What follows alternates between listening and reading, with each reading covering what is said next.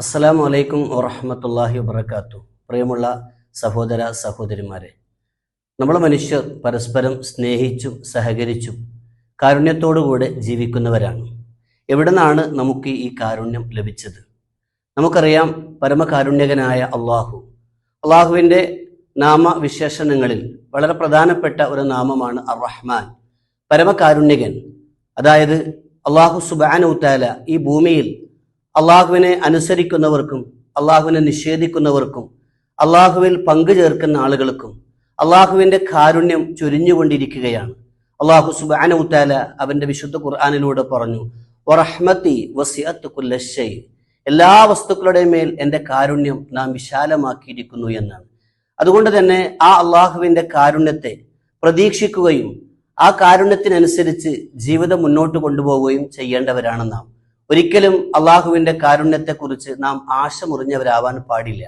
നമുക്കറിയാം, ആളുകളിൽ പല ആളുകളും അവരുടെ മനസ്സിൽ അള്ളാഹുവിനെ കുറിച്ചുള്ള വല്ലാത്ത ഒരു പ്രയാസകരമായ ചിന്താഗതി, അതായത് അള്ളാഹുവിൻ്റെ കാരുണ്യത്തിൽ നിരാശരായതുകൊണ്ടാണ് അവർ അള്ളാഹു അല്ലാത്തവരോട് പ്രാർത്ഥിക്കാനും സഹായം തേടാനും അവരുടെ സങ്കടങ്ങളും പ്രയാസങ്ങളും മറ്റുള്ളവരിലേക്ക് അർത്ഥിക്കാനും അവർ മുന്നോട്ട് പോകുന്നത്. എന്നാൽ പരിശുദ്ധ ഖുർആനിൽ സൂറത്ത് സുമറിലൂടെ അള്ളാഹു സുബ്ഹാനഹു തആല പറയുന്ന ഒരു കാര്യമുണ്ട്. ഖുൽ യാ ഇബാദിയല്ലദീന അസ്റഫു അലാ അൻഫുസിഹിം ലാ തഖ്നതു മിർ റഹ്മത്തില്ലാഹ്. ഖുൽ നബിയെ, തങ്ങൾ പ്രഖ്യാപിക്കുക. എന്നിട്ട് അള്ളാഹുവിന്റെ അഭിസംബോധന നോക്കുന്നു, യാ ഇബാദി, എന്റെ അടിമകളെ എന്നാണ്. സ്വന്തം ശരീരങ്ങളോട് അക്രമം പ്രവർത്തിച്ച എന്റെ പ്രിയപ്പെട്ട ദാസന്മാരെ, ലാ തഖ്നതു മിർ റഹ്മത്തില്ലാഹ്, അള്ളാഹുവിന്റെ കാരുണ്യത്തെക്കുറിച്ച് ഒരിക്കലും നിങ്ങൾ നിരാശരാവാൻ പാടില്ല എന്നാണ്.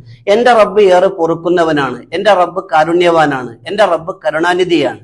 നമ്മുടെ ജീവിതത്തിൽ എന്തൊരു പരീക്ഷണങ്ങൾ കടന്നു വന്നാലും നാം അതാണ് ചിന്തിക്കേണ്ടത്. നോക്കൂ, നമ്മൾ അയ്യൂബ് നബി അലൈഹി സ്വലാത്തു വസ്സലാം നീണ്ട 12 വർഷക്കാലത്തോളം ഒരുപാട് തീക്ഷണമായ പരീക്ഷണങ്ങൾക്ക് വിധേയമായ പ്രവാചകനാണ്.